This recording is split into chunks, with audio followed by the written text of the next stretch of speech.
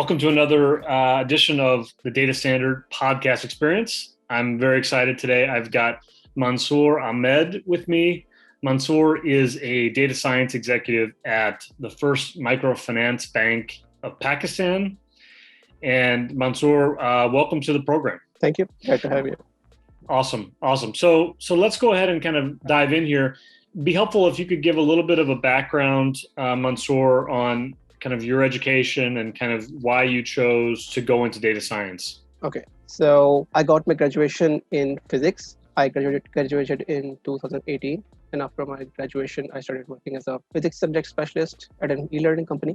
So during my time when I was working, exploring different career paths, I explored arts, 3D animation, and I was also interested in learning about how programming works. So I started taking a course on Python, and not knowing that course was targeted to data science.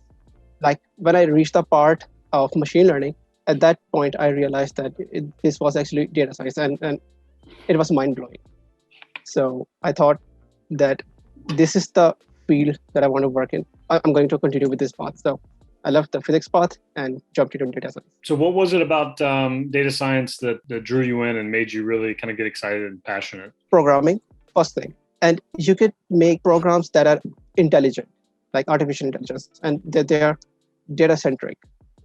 So, and the visualization part. I was also interested in the arts aspect and the programming aspect. And it was kind of covering both parts. And as a physics graduate, I also had a background in mathematics. So it was kind of a full package that I was getting in data science.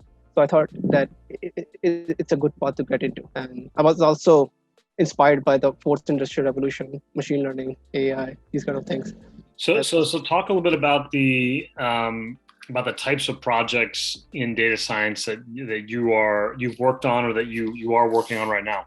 In the start, I was working on just creating dashboards using Seaborn, Matplotlib, Plotly, and deploying them using Flask.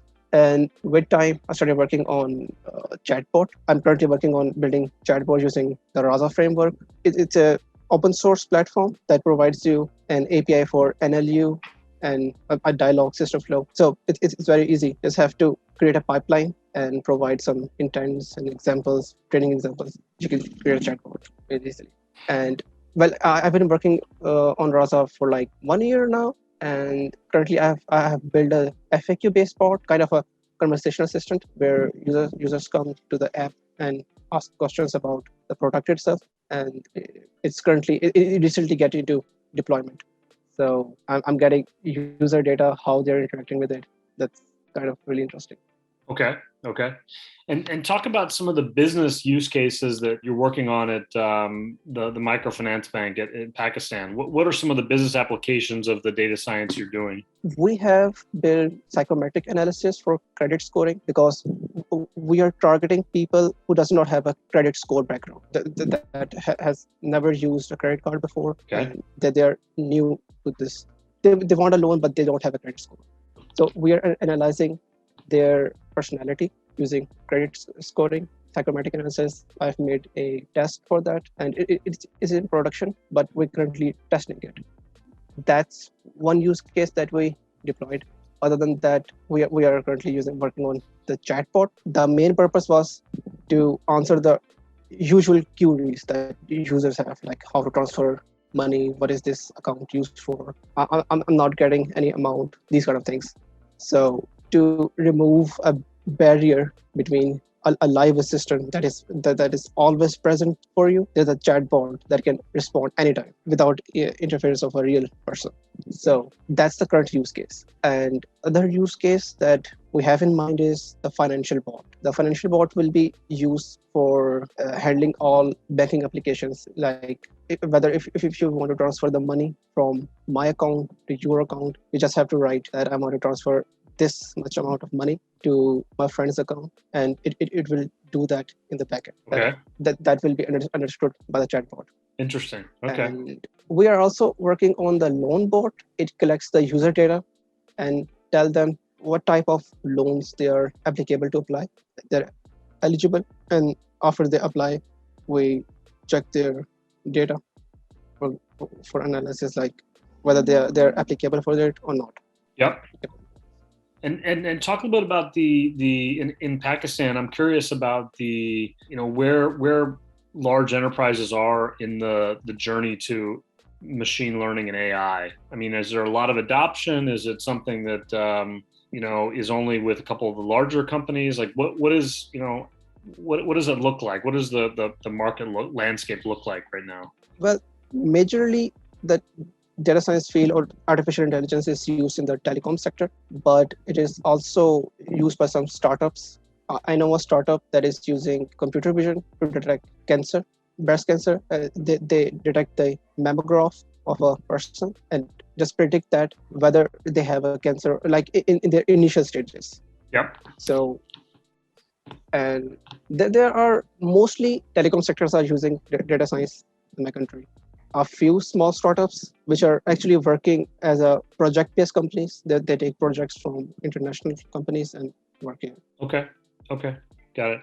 And in your view, what are the biggest kind of challenges in data science that you've come across, or what are the biggest things that are still the obstacles to adopting, machine learning and AI inside of the microfinance bank? Right after the deployment of the chatbot, yep. Even if it says that, "Hi, I'm a chatbot, AI chatbot," people don't understand that it's a chatbot. They still consider it a human. Our natural national language is Urdu. So people often ask the chatbot to talk in Urdu, speak with them in Urdu.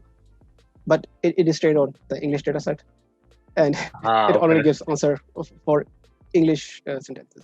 But I'm trying to teach that Roman Urdu, but it's not that accurate. Like it's giving a lot of errors. But still, we're trying to figure out how we can improve that. That's one biggest issue. Companies are adopting this technologies not very fast, but a few of them know about it. Most of the business here depend on business intelligence. There are very few companies that are actually utilizing artificial intelligence or doing machine learning. Got it. So still a lot of business analytics type work. So with, I guess, Tableau or Alteryx or something like that. Got it. Okay. I have worked with Power BI too, and yeah, there's a lot of work for Power BI. Yep. So I'm curious, you graduated a couple of years ago from university. How is the interest growing in data science? Did you have a large class that were focused on kind of data science topics? And, how easy is it to find a job in this field in your part of the world? Well, there is not a single person from my physics batch that is into data science. But there are a few people from the mathematics background. Okay. From the same batch. I didn't even know the word data science at that time. I only knew that when I was doing that Python course. And I had no idea that it was written Python for data science and machine learning. And I thought it was just Python. I was doing analysis and data, and I was thinking that Python might be used for data analysis and these kind of things. But that was my introduction to data science actually. And after that, I did a specialization in data science and machine learning from an institute here. I haven't received the certificate at that time. I got an offer for an internship at the bank where I'm currently working. Yep. So that's accepted it and started working there. It was a 3-month internship. Normally, it's not that easy to get into data science. I mean, even CS graduates are struggling to get into this field. I think it was a bit of luck and hard work. I was finding it, and it found me. Why do you say it was? Why is it a struggle for computer science students to get into data science? There's just not that many data science roles right now in the country. Is that the challenge? Yeah, there are a few roles. I mean, I used to see a lot of data science and machine learning roles, and currently I don't even see those roles appearing on LinkedIn or anywhere. There are Python developers, Power BI developers. Like, data science has kind of disappeared. Interesting. I don't know why. Interesting. Most companies does not even know how they can actually utilize data science and machine learning in their business. So they're just following the trend that it's a boom, data science, artificial intelligence. They're just hiring people, and that they don't know what to do with it. I see. Okay, it's very interesting. So What types of advice would you give to graduate students or undergrad as they build out their education? What kind of courses would you say have been the most helpful? What were the ones that you're really still using and drawing upon today? I'm mainly using DataCamp for learning purposes. I also use documentation and watch YouTube videos. They're really helpful. But if someone wants to change their career, I would recommend they might get into, like, just see what data science is like. I know a few people who wanted to change their career to data science just because of the boom. They know that it's a high paying job and it's Yep. smart to get in. And I just asked them to take an introductory course to know what data science actually is. Do they even like it or not? I mean, it's not just doing some programming with machine learning. You have to know the backend knowledge behind it. That's important. And if someone wants to get into data science, they initially they don't they probably won't need a lot of maths to get into, but with time they would eventually need some maths like statistics, general statistics, summary statistics. So that's the main thing. Yep. Also, if you want to get into machine learning, you need to know linear algebra, calculus. Yep. They're important as well. So when you look forward in your country in the next, say, 5 years, what impact do you think machine learning and AI will have in Pakistan, if any? It's already, I mean, most companies does not even know how to utilize it, but those who know, they're creating an impact. Like this chatbot that our company is using. I mean, we could use this one chatbot to automate the whole process of banking. Yep. From transactions and taking loan applications. It can be automated. I know more about the banking sector. So Interesting. Okay. Well, Mansoor, this has been super.